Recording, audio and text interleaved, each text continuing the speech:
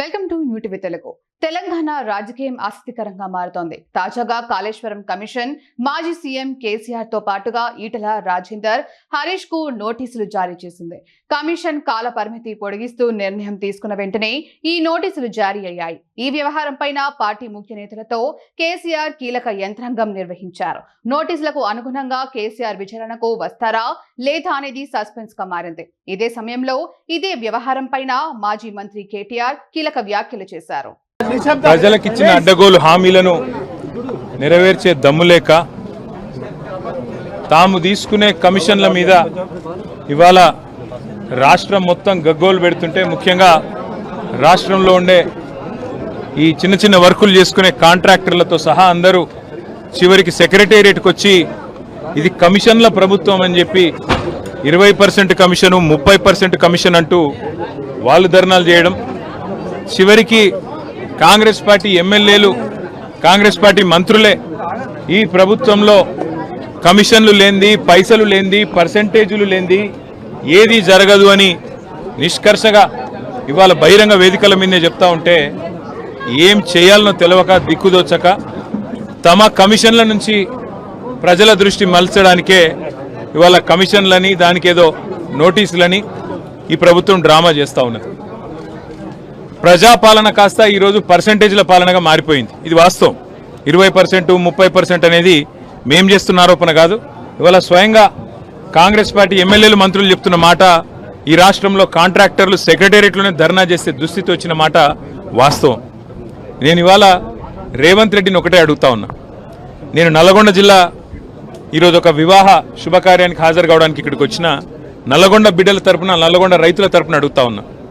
SLBC tunnel కూలి 8 మంది చచ్చిపోయి 3 నెలలు అవుతా ఉంది. రేపటితో 3 నెలలు నిండుతుంది.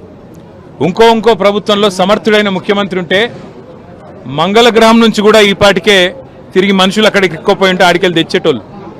సమర్థవంతమైన ప్రభుత్వం ఉంటే చేసే పని గది.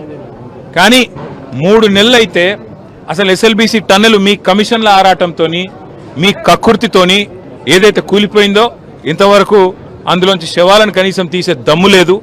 కనీసం ఆ పనుల విషయంలో ఏం జరిగిందో చెప్పే పరిస్థితి లేదు. అదేవిధంగా సుంకిశాల రిటైనింగ్ వాల్ కూలిపోయింది.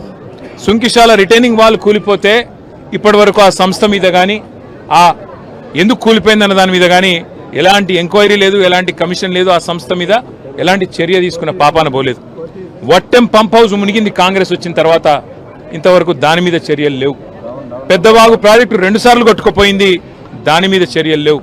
అందుకే ఇది కాంగ్రెసు బీజేపీ కలిపి వండుతున్న వంటకం ఏదైతే ఉందో, కాళేశ్వరాన్ని ఒక విఫల ప్రయోగంగా చిత్రీకరించే ప్రయత్నం ఏదైతే ఉందో, ప్రజలకు వాస్తవాలు తెలుసు.